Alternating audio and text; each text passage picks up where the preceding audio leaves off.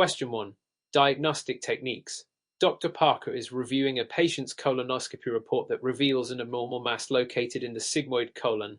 The mass appears irregular and there is evidence of local lymphadenopathy. To assess the staging and potential metastases of the tumor, Dr. Parker decides to proceed with further imaging. What is the most appropriate next step in this patient's workup? A. Perform a barium enema for evaluation of the lesion. B. Recommend AK of the abdomen and pelvis. C. Conduct a biopsy of the lesion. D. Refer the patient for a colonoscopy with narrowband imaging. Answer. B. Recommend a KNI of the abdomen and pelvis. Explanation. For colorectal cancer staging, especially to assess local and distant spread, AK of the abdomen and pelvis is the gold standard. The CT scan provides detailed images of the abdominal and pelvic organs, allowing for the identification of lymph node involvement, local invasion, and distant metastases, liver, lungs. It is essential for staging, which is pivotal for treatment options. Barium enema is an older diagnostic technique and not the preferred method for staging in modern practice, as it lacks sensitivity for detecting metastatic disease and lymph node involvement. Biopsy is important for definitive diagnosis but would not provide adequate information about staging or metastases, which is the focus in this scenario. Colonoscopy with narrowband imaging may help visualize superficial structures but does not provide sufficient information regarding deeper tissue involvement or metastatic disease. Question 2. Surgical techniques and procedures. A 56-year-old patient with colorectal cancer is scheduled for surgery to remove a segment of the colon. The surgeon plans a right hemicolectomy to excise the cancerous lesion. Which of the following surgical considerations is most crucial to prevent postoperative complications related to this procedure? A. Ensure appropriate bowel preparation with oral antibiotics to reduce microbial load. B. Administer preoperative chemotherapy to shrink the tumor. C. Use of a temporary colostomy for diverting stool flow during healing. D. Perform a total colectomy instead of a hemicolectomy for a higher survival rate. Answer. A. Ensure appropriate bowel preparation with oral antibiotics to reduce microbial load. Explanation. Proper bowel preparation is critical before a right hemicolectomy to reduce the risk of infection and wound complications. Oral antibiotics are commonly used to decrease the microbial load in the bowel, reducing the risk of postoperative infections, including surgical site infections, SIS, and anastomotic leaks. This is a well-established practice and aligns with guidelines to optimize surgical outcomes. Preoperative chemotherapy may be indicated in certain cases of colorectal cancer, especially in rectal cancer or for larger tumors, but it is not routinely for resectable colon cancer unless there is concern for locally advanced disease. Temporary colostomy is generally not required for a right hemicolectomy unless there are concerns about anastomotic integrity or bowel rest, and it is typically more relevant for surgeries involving the rectum or low anastomosis.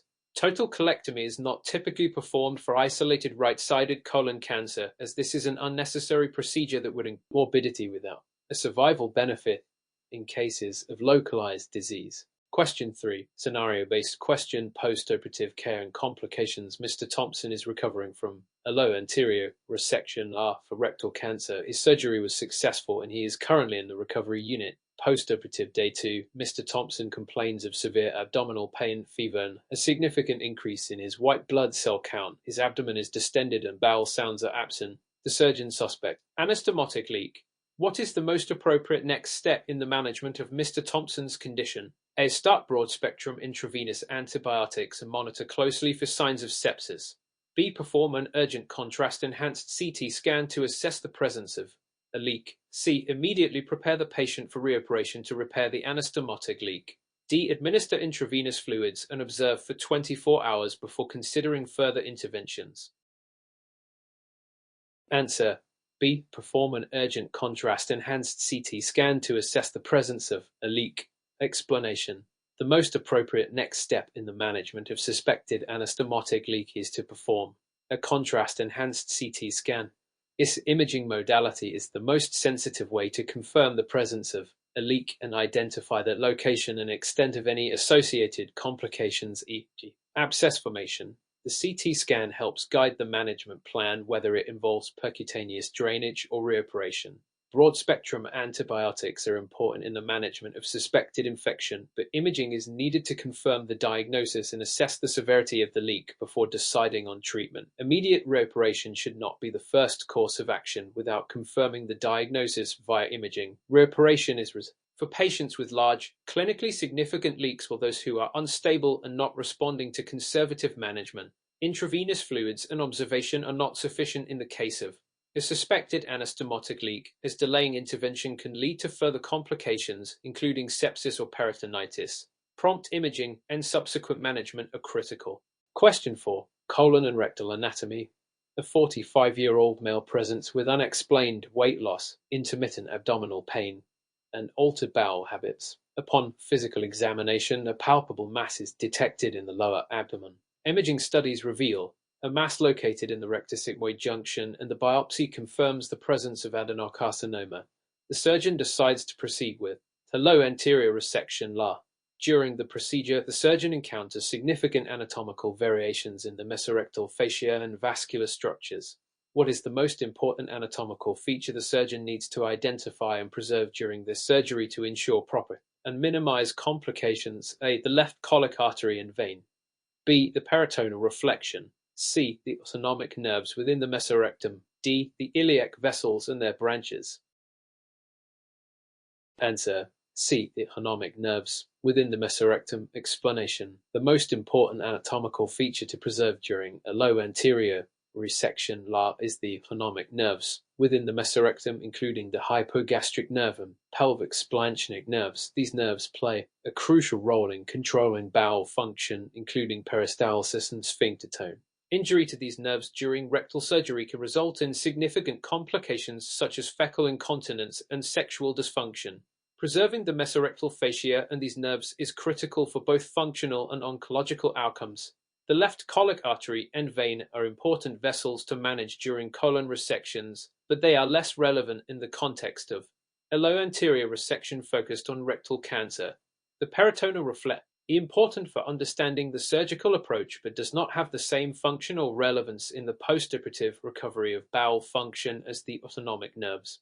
Iliac vessels and their branches are more relevant for surgeries involving the abdominal cavity, but not directly for preserving rectal function or avoiding complications after a low anterior resection. Question 5. Colorectal cancer screening and prevention. A 40-year-old woman with a family history of colorectal cancer, mother diagnosed at age 48, is seeking guidance on colorectal cancer screening. She is asymptomatic and has no personal history of colorectal disease. Based on current screening guidelines, what is the most appropriate recommendation for her initial colorectal cancer screening? A. Start colonoscopy at age 40 with repeat every 5 years. B. Begin screening at age 45 with fecal occult blood testing (FOB). C. Begin screening at age 40 with a colonoscopy every 10 years. D. Begin screening at age 40 with a genetic counseling referral for Lynch syndrome testing. Answer: A. Start colonoscopy at age 40 with repeat every 5 years. Explanation: for individuals with a family history of colorectal cancer, particularly when a first-degree relative is diagnosed before the age of 50, current guidelines recommend starting colonoscopy at age 40 or 10 years earlier than the age of diagnosis of the affected relative, whichever comes first.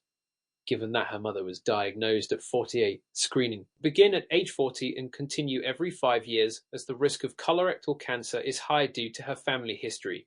Fecal occult blood testing (FOBT) is typically used for average-risk individuals and is not as effective as colonoscopy for early detection in high-risk individuals with a family history of cancer.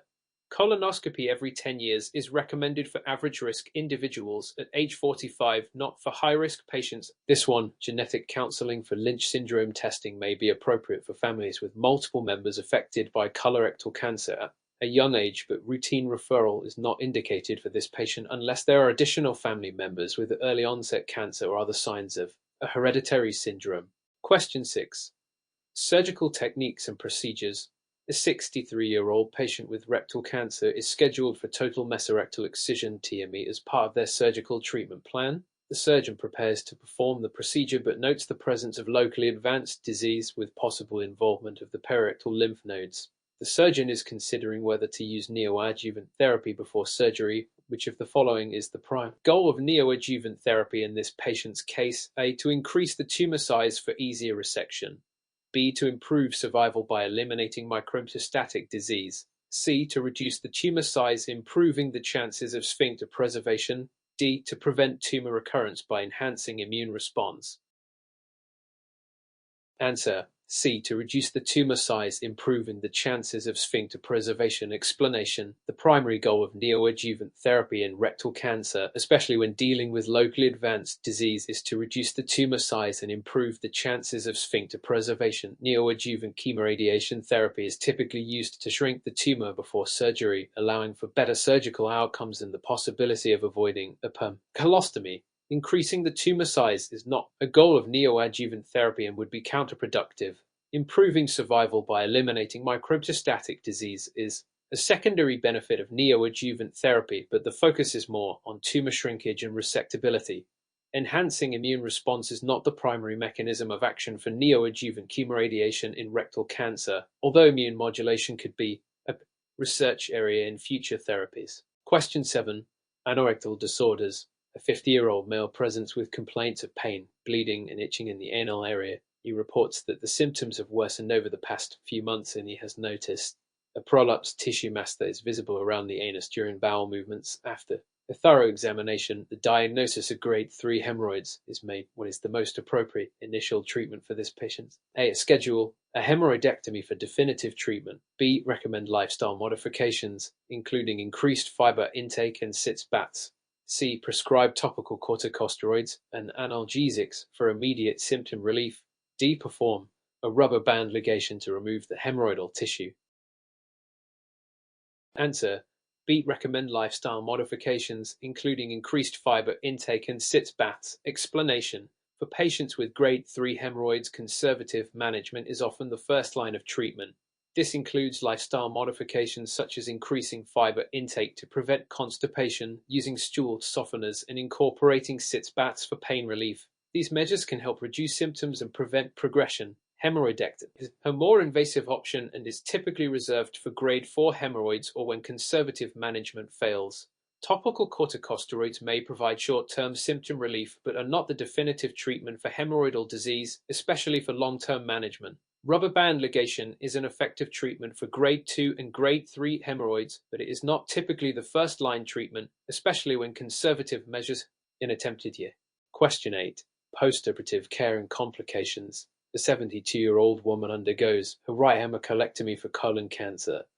Postoperatively, she is stable but begins to show signs of abdominal distension, absent bowel sounds, and increasing pain on the third postoperative day. AECON confirms the presence of a small bowel obstruction. What is the most likely cause of this complication, and what should be the first step in management? A. Anastomotic leak. Initiate broad-spectrum antibiotics and prepare for reoperation. B. Mechanical bowel obstruction due to adhesions. A conservative management with bowel rest and nasogastric tube decompression. C. Postoperative ileus. Initiate early ambulation and oral intake. D. Postoperative infection. Start antibiotics and monitor for sepsis. Answer: B. Mechanical bowel obstruction due to adhesions.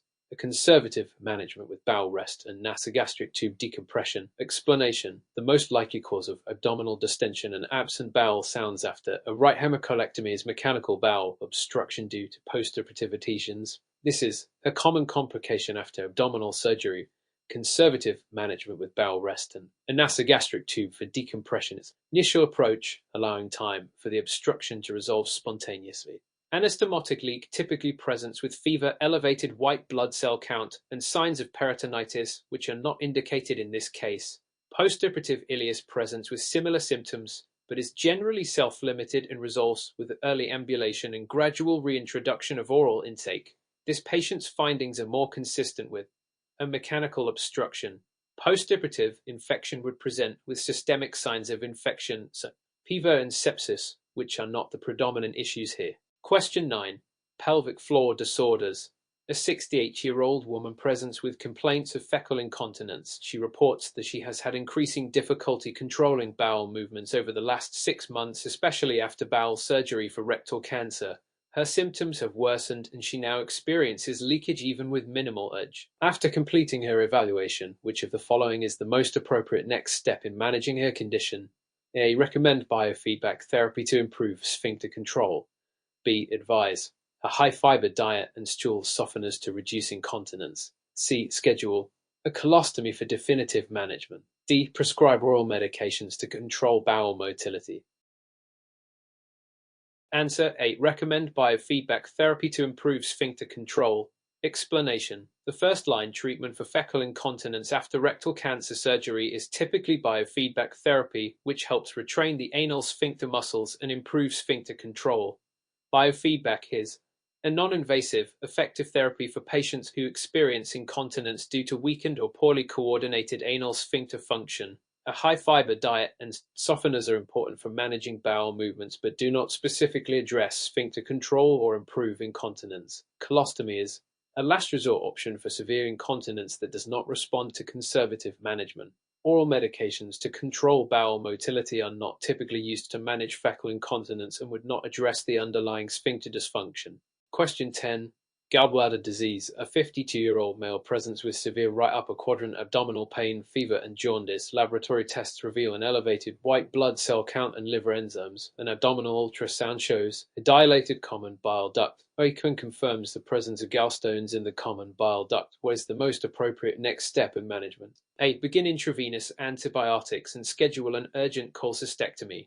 B. Perform endoscopic retrograde cholangioppancreatography to remove the stone before cholecystectomy. C. Proceed with a percutaneous cholecystostomy tube placement. D. Initiate conservative management with romanoids and oral antibiotics and reassess in 48 hours.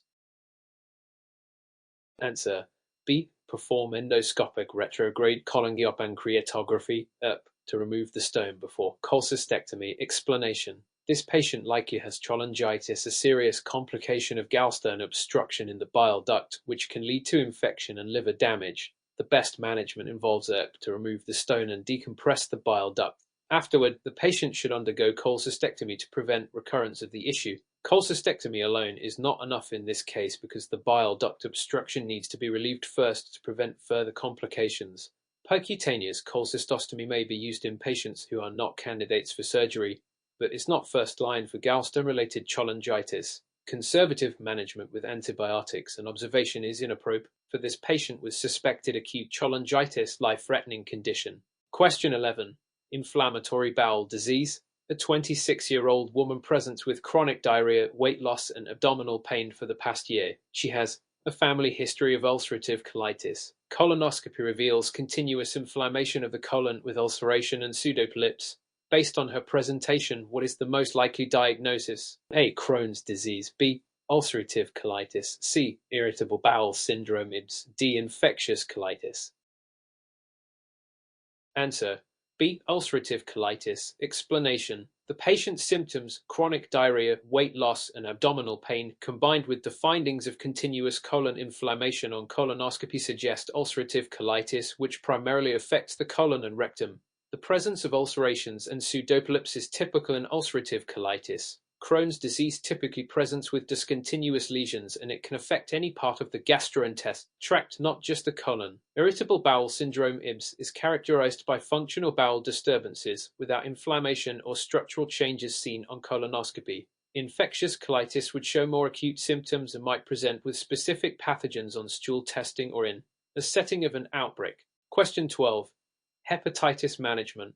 A 38-year-old man with chronic hepatitis C presents to your clinic for a follow-up. His laboratory results show an elevated HENA level but a normal liver function panel. A recent liver biopsy shows minimal fibrosis. He is asymptomatic and his liver function is normal. What is the next best step in management? A. Start direct-acting antiviral DART therapy for hepatitis C. B. Perform an upper endoscopy to rule out varices. C. Begin treatment with pegylated interferon and ribavirin. D. Schedule for a repeat liver biopsy in 6 months. Answer. A. Start direct-acting antiviral DART therapy for hepatitis C. Explanation. This patient has chronic hepatitis C with minimal liver damage. Direct-acting antivirals (DARs) are the recommended therapy for hepatitis C, providing a high cure rate with fewer side effects compared to older therapies like interferon and ribavirin. Given the patient's minimal fibrosis and stable liver function, initiating DA therapy is appropriate. Upper endoscopy to check for varices is typically indicated in patients with more advanced liver disease or cirrhosis, not for someone with minimal fibrosis. Pegylated interferon and ribavirin are older therapies with significant side effects and are no longer preferred over DOS. Repeat liver biopsy is unnecessary when there are no signs of significant liver damage or progression. Question 13. Pancreatitis management. A 40-year-old woman presents with epigastric pain radiating to the back, nausea, and vomiting. She reports heavy alcohol use. Laboratory findings show a significant increase in serum amylase and lipase. Aiken confirms acute pancreatitis with peripancreatic fluid collections. What is the most appropriate initial management for this patient? A. Initiate intravenous fluids, pain management, and antibiotics. B. Perform an urgent cholecystectomy to prevent complications. C. Start oral antibiotics and antifungals. D. Provide Roman uids, electrolyte replacement, and monitor for complications. Answer: D. Provide Roman uids, electrolyte replacement, and monitor for complications. Explanation: the initial management of acute pancreatitis involve Roman uids and electrolyte replacement to prevent dehydration and correct electrolyte imbalances. Pain management is also important. Routine use of antibiotics is not indicated unless there is evidence of infection, e.g. infected pancreatic necrosis. Cholecystectomy may be considered in the case of gallstone pancreatitis, but it's not the first step in all cases of acute pancreatitis. Oral antibiotics and antifungals are not indicated for the acute management of pancreatitis unless there is suspicion of infection, which is not suggested here. Monitoring for complications like pancreatic pseudocysts and organ failure is critical in the management of acute pancreatitis. Question 14. Acute coronary syndrome. A 58-year-old man presents with chest pain, diaphoresis, and shortness of breath. His ixchosant segment elevation, neuromentomerenef, and troponin levels are elevated. What is the most appropriate immediate intervention for this patient? A. Start aspirin, administer nitroglycerin, and prepare for emergency coronary angiography. B. Administer thrombolytic therapy and wait for further evaluation. C. Initiate beta blockers and ACE inhibitors to manage pain and prevent further damage. D. Begin heparin therapy and schedule for a stress test in 48 hours. Answer: A. Start aspirin, administer nitroglycerin, and prepare for emergency coronary angiography. Explanation: this patient presents with an ST elevation myocardial infarction STEMI as indicated by ST segment elevation and elevated troponin levels. The most appropriate immediate interventions include aspirin to inhibit platelet aggregation, nitroglycerin for pain relief and coronary vasodilation, and preparing for a coronary angiography to assess the coronary artery and decide on revascularization, e.g. percutaneous coronary intervention or PCI. Thrombolytic therapy may be an option in settings without immediate access to angiography, but angiography is preferred if available. Beta blockers and ACE inhibitors are important in the long-term management of ACS, but are not first line for acute STEMI treatment. Heparin therapy may be used the hospital stay, but it is not the first step in acute treatment, and a stress test is not appropriate during an active STEMI. Question 15. Chronic kidney disease. C. A 65-year-old woman with hypertension and type 2 diabetes presents for a routine checkup. Laboratory tests reveal a creatinine level of 1.8 mdl and a urine albumin to creatinine ratio ACA of 150 mdg. Her blood pressure is 140/85 mmHg and her HbAC is 7.2%. What is the most appropriate next step in managing this patient? A. Increase her antihypertensive therapy and initiate ACE inhibitors or ARBs. B. Start insulin therapy and aim for better glycemic control. C. Recommend low sodium diet and monitor kidney function every 6 months. D. Refer for dialysis to address kidney function deterioration. Answer: A. Increase her antihypertensive therapy and initiate ACE inhibitors or ARBs. Explanation: this patient shows signs of chronic kidney disease (CKD) with elevated creatinine and albuminuria, which are commonly seen in patients with diabetes and hypertension. The most appropriate next step is to initiate ACE inhibitors or ARBs, as these medications help protect the kidneys, reduce proteinuria, and manage blood pressure. Blood control is crucial to prevent progression of CKD. Insulin therapy may be needed if her diabetes is not well controlled, but the immediate priority is managing kidney function and blood pressure. A low-sodium diet can help with hypertension, but is not sufficient as the primary treatment for kidney protection. Referral for dialysis is premature and only necessary once kidney function deteriorates significantly. Question 16. Hepatic encephalopathy. A 54-year-old male with cirrhosis presents to the emergency department with confusion, somnolence, and flapping tremors. His family reports that he has had a history of poor dietary habits and recurrent ascites. Laboratory findings show elevated ammonia levels. What is the most appropriate initial treatment for this patient? A. Initiate lactulose therapy to reduce ammonia levels. B. Start broad-spectrum antibiotics for suspected spontaneous bacterial peritonitis. C. Administer diuretics to manage ascites. D. Perform liver transplant evaluation for definitive treatment. Answer A. Initiate lactulose therapy to reduce ammonia levels. Explanation. This patient is presenting with hepatic encephalopathy, which is characterized by confusion and flapping tremors due to elevated ammonia levels. The immediate treatment involves lactulose, which helps reduce ammonia absorption from the gut. Broad-spectrum antibiotics may be needed if there is suspicion of spontaneous bacterial peritonitis (SBP). Lactulose is the first-line treatment for hepatic encephalopathy. Diuretics may help manage ascites but do not address the immediate encephalopathy. Liver transplant evaluation may be necessary for advanced liver disease, but it is not the first intervention for acute encephalopathy management. Question 17. Gastric cancer.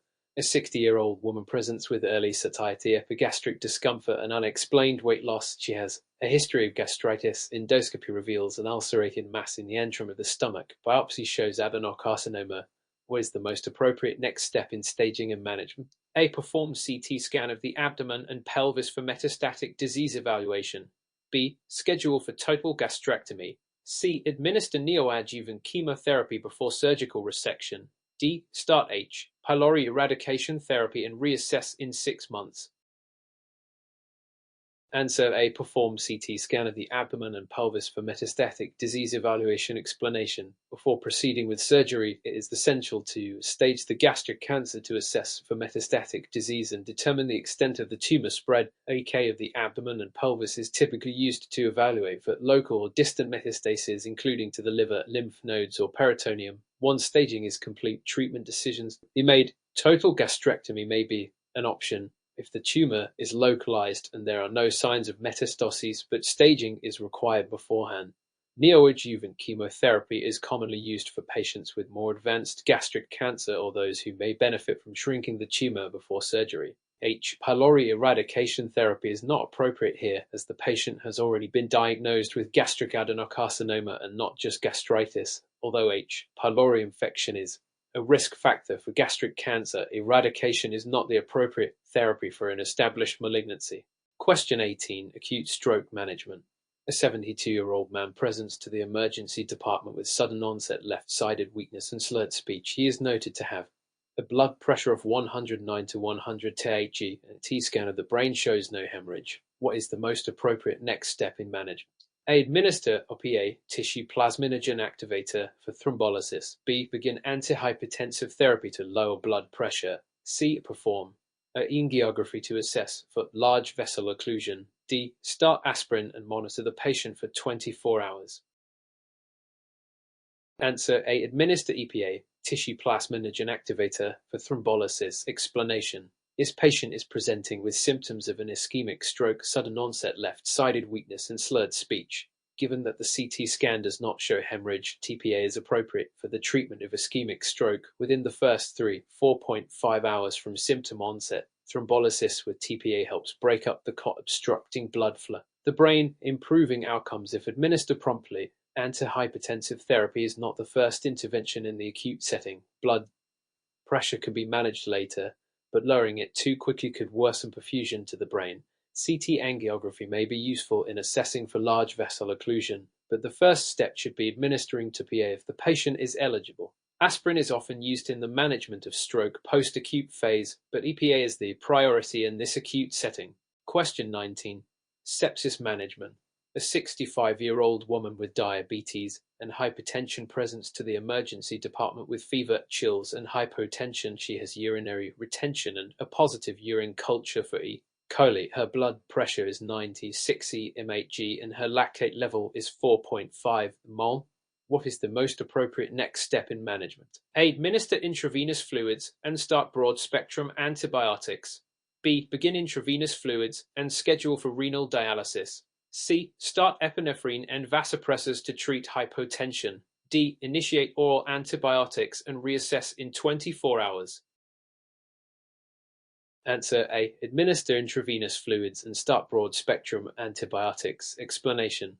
This patient is presenting with signs of sepsis due to a urinary tract infection, UT likely caused by E. coli. The high lactate level and hypotension are concerning for severe sepsis. The immediate management involves intravenous fluids to restore perfusion and broad-spectrum antibiotics to treat the underlying infection. Vasopressors, epinephrine, are used if the patient's hypotension persists despite fluid resuscitation, but the initial step should be fluid administration. Renal dialysis is not indicated unless there is evidence of acute kidney injury or fluid overload. Oral antibiotics would not be appropriate for sepsis, especially in patients with hypotension and organ dysfunction. Intravenous antibiotics are essential for more severe infections. Question 20. Asthma management. A 24-year-old woman with a history of asthma presents with wheezing, cough, and shortness of breath. She reports using her inhaler several times per week but has not been using her controller medication regularly. On examination, she has prolonged expiration and wheezing. Spirometry shows a reversible airflow obstruction. What is the most appropriate management step for this patient? A. Initiate daily inhaled corticosteroids for asthma control. B. Increase the dose of her rescue inhaler for quick relief. C. Start oral corticosteroids for immediate control of symptoms. D. Recommend bronchial thermoplasties, a long-term treatment option. Answer A. Initiate daily inhaled corticosteroids for asthma control. Explanation. This patient is experiencing asthma symptoms with signs of poor control, as indicated by frequent use of a rescue inhaler and symptoms of wheezing and shortness of breath. The most appropriate treatment is the initiation of daily inhaled corticosteroids, which are the first-line controller medication for asthma. ICs help to reduce inflammation in the airways and improve overall asthma control. Increasing the dose of the rescue inhaler is not appropriate as it provides only short-term relief and does not address the underlying inflammation. All corticosteroids may be used for severe exacerbations but are not first-line for long-term control in asthma.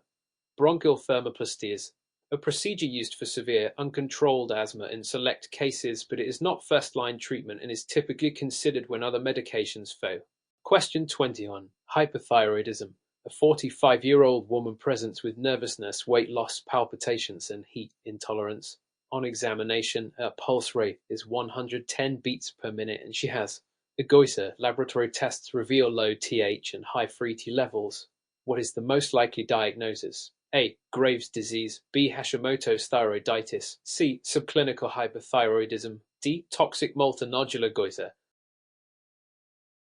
Answer A. Graves' disease. Explanation. This patient is presenting with typical symptoms of hypothyroidism, including nervousness, weight loss, palpitations, and a goiter. The laboratory findings of low TH and high free T levels are consistent with Graves' disease, an autoimmune disorder causing thyroid overproduction. Hashimoto's thyroiditis typically causes hypothyroidism, not hyperthyroidism. So clinical hypothyroidism involves TH with normal and D levels, which is not the case here. Toxic multinodular goiter is potential cause of hypothyroidism, but Graves' disease is more likely given the diffuse goiter and associated symptoms. Question 22. Acute coronary syndrome ACS. A 58-year-old man presents to the emergency department with chest pain, diaphoresis, and shortness of breath. His blood pressure is 138 mHg and his heart rate is 100 beats per minute. An excoscent segment elevation in a Roman terminaf. What is the most appropriate initial management for this patient? A. Administer aspirin and nitroglycerin. B. Initiate heparin therapy immediately. C. Perform percutaneous coronary intervention ECI. D. Administer intravenous morphine for pain relief. Answer C. Perform percutaneous coronary intervention ECI. Explanation. This patient presents with signs of acute segment elevation myocardial infarction STEMI, which is a type of acute coronary syndrome ACS. The most appropriate initial management for STEMI is percutaneous coronary intervention (ECI), which aims to restore blood flow by opening the blocked coronary artery. Aspirin and nitroglycerin can be used for symptom relief and antiplatelet therapy, but PCI is the definitive treatment for STEMI. Heparin is used in ACTS but should be administered in conjunction with PCI, not as the first step. Intravenous morphine may be used for pain relief, but it is not the initial intervention in this case. Question 23. Chronic obstructive pulmonary disease, COPD, a 70-year-old man with a long history of smoking presents with dyspnea, productive cough, and wheezing. He has a history of COPD and is currently on short-acting bronchodilators. His spirometry shows a FEV ratio of 60% and a FEV of 55% predicted. What is the most appropriate next step in management for this patient? A. Initiate long-acting beta agonists, LOBAs, and inhaled corticosteroids, ICEs. B. Add oral corticosteroids for exacerbation management. C. Start oxygen therapy. D. Begin theophylline for bronchodilation. Answer A. Initiate long-acting beta agonists, LOBAs, and inhaled corticosteroids, ICEs. Explanation. This patient with COPD and spirometry findings indicating moderate airflow obstruction, FEV of 55%, would benefit from a combination of long-acting bronchodilators, LOBAs, and inhaled corticosteroids, ICEs. This combination improves symptoms, reduces exacerbations, and enhances overall lung function. All corticosteroids are used in the acute management of COPD exacerbations, but they are not indicated for routine long-term treatment. Oxygen therapy is recommended for patients with severe COPD and hypoxemia, but it is not the first step for this patient. Theophylline is a less commonly used medication for COPD and has a narrow therapeutic window, so it is typically not first-line therapy. Question 24. Acute renal failure of a 56-year-old woman with hypertension and type 2 diabetes presents with fatigue, oliguria, and edema. Laboratory results show elevated blood urea nitrogen (BUN) and creatinine levels, and urinalysis reveals proteinuria and hyaline casts. What is the most likely cause of her acute renal failure? A. Prerenal acute kidney injury due to hypovolemia. B. Intrinsic renal failure due to acute tubular necrosis. C. Postrenal failure due to obstruction. D. Nephrotic syndrome. Answer B. Intrinsic renal failure due to acute tubular necrosis. At an explanation. This patient's presentation is most consistent with acute renal failure of the finding of proteinuria and hyaline casts suggests acute tubular necrosis, which is a form of intrinsic renal failure. ATON is often caused by ischemic injury due to hypoperfusion, such as in patients with diabetes or hypertension. Prerenal acute kidney injury is associated with hypovolemia and can be differentiated by a low urine sodium and high urine osmolality, which is not seen here. Postrenal failure is due to urinary tract obstruction, which is not supported by her clinical presentation or lab results. Nephrotic syndrome presents with heavy proteinuria, but the presence of edema and renal failure in this patient suggests ATON, not nephrotic syndrome. Question 25. Rheumatoid arthritis. A 45-year-old woman presents with bilateral morning stiffness, especially in the hands, that lasts for more than 1 hour. She has joint swelling in the pit joints of both hands. Laboratory tests reveal positive rheumatoid factor RF and anti-citrullinated peptide antibodies ACPA. What is the most likely diagnosis? A. Osteoarthritis. B. Rheumatoid arthritis. C. Systemic lupus erythematosus. D. Psoriatic arthritis. Answer B. Rheumatoid arthritis. Explanation. This patient presents with the hallmark symptoms of rheumatoid arthritis, including morning stiffness, bilateral joint involvement, and swelling of the pep joints. The presence of positive rheumatoid factor RF and anti-citrullinated peptide antibodies ACPA further supports the diagnosis of RA. Osteoarthritis typically causes non-inflammatory joint symptoms and usually affects the dip joints rather than the pep joints. Systemic lupus erythematosus (SLE) can cause joint involvement, but it is associated with other systemic symptoms such as a butterfly rash and would not show positive ACPA.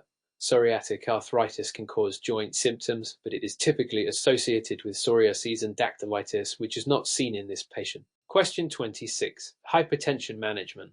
A 60-year-old woman with a history of hypertension presents with a blood pressure of 106/95 mHg on 3 separate occasions. Her renal function and electrolytes are normal, and there is no evidence of end organ damage, what is the most appropriate initial treatment for her hypertension? A. Initiate ACE inhibitor. B. Start calcium channel blocker. C. Begin thiazide diuretic. D. Start beta blocker. Answer: C. Begin thiazide diuretic. Explanation: the first-line treatment for essential hypertension is typically a thiazide diuretic, especially in older patients with isolated systolic hypertension. Diuretics help lower blood pressure by decreasing blood volume and reducing vascular resistance. ACE inhibitors are an option, especially in patients with comorbidities such as diabetes or heart failure, but thiazide diuretics are often preferred in the initial treatment of uncomplicated hypertension. Calcium channel blockers are effective for blood pressure control but are not first line in this patient without additional indications such as angina or arrhythmias. Beta blockers are typically used for specific indications such as angina, or heart failure but are not first line for uncomplicated hypertension. Question 27. Inflammatory bowel disease. A 35-year-old woman presents with diarrhea, abdominal pain, and weight loss. Her symptoms have been intermittent for the past few months. Colonoscopy shows cobblestone appearance and skip lesions. Biopsy reveals transmural inflammation. What is the most likely diagnosis? A. Ulcerative colitis. B. Crohn's disease. C. Celiac disease. D. Irritable bowel syndrome. Answer: B. Crohn's disease. Explanation: this patient's presentation, including diarrhea, abdominal pain, and weight loss, along with cobblestone appearance and skip lesions on colonoscopy, is highly suggestive of Crohn's disease, type of inflammatory bowel disease. The hallmark of Crohn's disease is transmural inflammation, which affects the entire bowel wall and can occur anywhere in the GI tract. Ulcerative colitis is another form of HID, but is typically limited to the colon and rectum and is characterized by continuous inflammation, not the skip lesions seen in Crohn's disease. Celiac disease typically presents with malabsorption and villous atrophy in the small intestine, not the colon, and does not cause the same inflammatory patterns. Irritable bowel syndrome (IBS) does not cause the inflammatory changes seen in IBS and does not involve transmural or skip lesions. Question 20. Acute cholecystitis. A 52-year-old woman presents with right upper quadrant pain, nausea, and vomiting after eating a fatty meal. On examination, she has fever, tenderness in the right upper quadrant, and a positive Murphy sign. What is the most likely diagnosis? A. Acute pancreatitis. B. Acute cholecystitis. C. Peptic ulcer disease. D. Hepatitis. Answer: B. Acute cholecystitis. Explanation: this patient's presentation, including right upper quadrant pain, fever, tenderness, and a positive Murphy sign, is most consistent with acute cholecystitis. It is typically caused by gallstones obstructing the cystic duct, leading to inflammation of the gallbladder. Acute pancreatitis typically presents with epigastric pain radiating to the back, not localized to the right upper quadrant, and is associated with elevated amylase and lipase levels. Peptic ulcer disease can cause abdominal pain, but is typically associated with a history of dyspepsia and does not present with a positive Murphy sign. Hepatitis typically presents with jaundice, elevated liver enzymes, and right upper quadrant pain, but it does not cause the classic Murphy sign or fat meal-triggered symptoms. Question 29. Type 2 diabetes mellitus. A 50-year-old woman with a history of type 2 diabetes presents with polyuria, polydipsia, and fatigue. Her fasting blood glucose is 100 for mdl and her AC is 8.2%. She is not on any medications. What is the most appropriate next step in managing her diabetes? A. Start metformin. B. Initiate insulin therapy. C. Prescribe sulfonylureas. D. Recommend a low-carb diet and exercise only. Answer: A. Start metformin. Explanation: the initial treatment for type 2 diabetes mellitus (T2M) is typically metformin, a biguanide that helps to lower blood glucose by reducing hepatic glucose production and improving insulin sensitivity. This patient's AC of 8.2% and symptoms indicate the need for pharmacologic therapy to better control her diabetes. Insulin therapy is usually reserved for patients with more severe or advanced diabetes or those with type 1 diabetes. Sulfonylureas can also be used for diabetes management, but are typically not first line due to the risk of hypoglycemia and weight gain. While diet and exercise are essential components of diabetes management, they are usually not sufficient to achieve glycemic control in patients with moderate hypoglycemia, as seen in this patient. Question 30. Pulmonary embolism. A 45-year-old woman presents to the emergency department with sudden onset shortness of breath, pleuritic chest pain, and tachycardia. She recently underwent knee surgery and has been relatively immobile. Her oxygen saturation is 88% en room air, and she has an increased D-dimer level. What is the most appropriate next step in management? A. Perform a chest X-ray. B. Obtain a pulmonary angiography, EPA. C. Start empiric anticoagulation immediately. D. Perform a ventilation perfusion VQ scan. Answer: B. Obtain a pulmonary angiography, EPA. Explanation: this patient presents with symptoms highly suggestive of pulmonary embolism, P, including sudden dyspnea, pleuritic chest pain, hypoxia, and a recent history of immobilization post-surgery, a major risk factor for deep vein thrombosis, and P. The most appropriate next step is a pulmonary angiography, EPA, which is the gold standard imaging test, diagnosing P. Chest X-ray is not diagnostic for P, but may help rule out other causes. Empiric anticoagulation may be started if there is a very high suspicion, but imaging confirmation is preferred first. Ventilation perfusion VQ scan is an alternative for patients who cannot underdeceit PA. G. Kidney disease or contrast allergy, but EPA is the preferred test.